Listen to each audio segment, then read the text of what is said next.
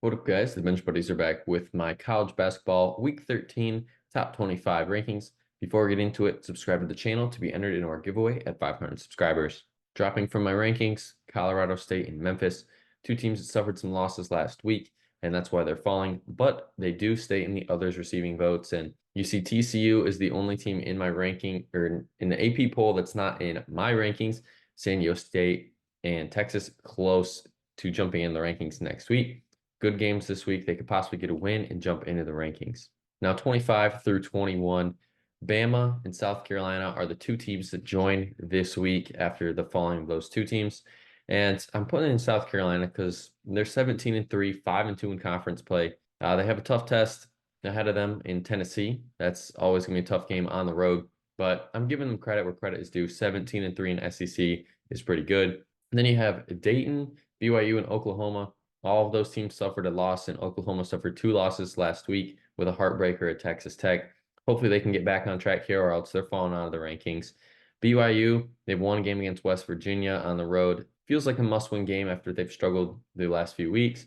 And then Dayton has a get-right game, or two get-right games this week at home against George Washington St. Bonaventure after suffering their first loss in conference play. 20 through 16.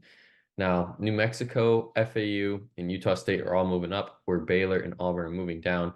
New Mexico has looked really good. They beat the brakes off of Nevada, and I thought that was going to be a much closer game, but they established dominance early and often in that one. FAU starting to look like a better team now after they struggled for a little bit at the beginning of the month, but they found their way. And then Auburn, I don't want to say lost it, but two road games in the conference maybe ranked them a little too high last week, and they're paying for it here coming in at 18. And then Baylor drops only one spot after their only game was a loss at home in triple overtime to TCU in a very hard fought game, which could have been won, but they just didn't hit the shots that they needed to at the end. And they get UCF on the road and then Iowa State at home. And Iowa State at home is a great team, but Iowa State on the road is just an okay team, and that's going to be a big game. Then you have Utah State winning an OT against Boise State on the road, and now they have one game at home, which should be an easier win against San Jose State. And then that game at San Diego State should be a good one, so don't miss that one.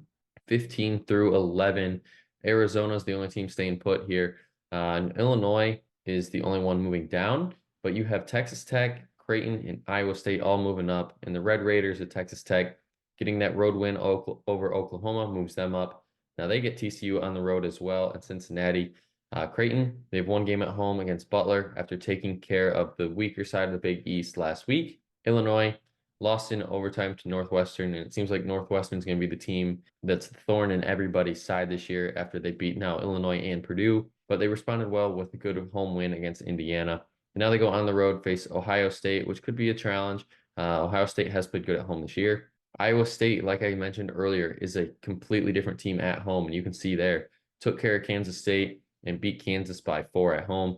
And now they go on the road to face Baylor. And if they can win that one, they're going to be a top 10 team in my book next week. Arizona at 11. The loss at the buzzer to Oregon State keeps them right at 11, but it's because they responded well in a win over Oregon. Go home, get two easy games in the Pac-12 where these teams are at the bottom of the standings. 10 is Marquette, and they are moving into the top 10 for it feels like the first time in a while, because a lot of these top 10 teams have been staying put here.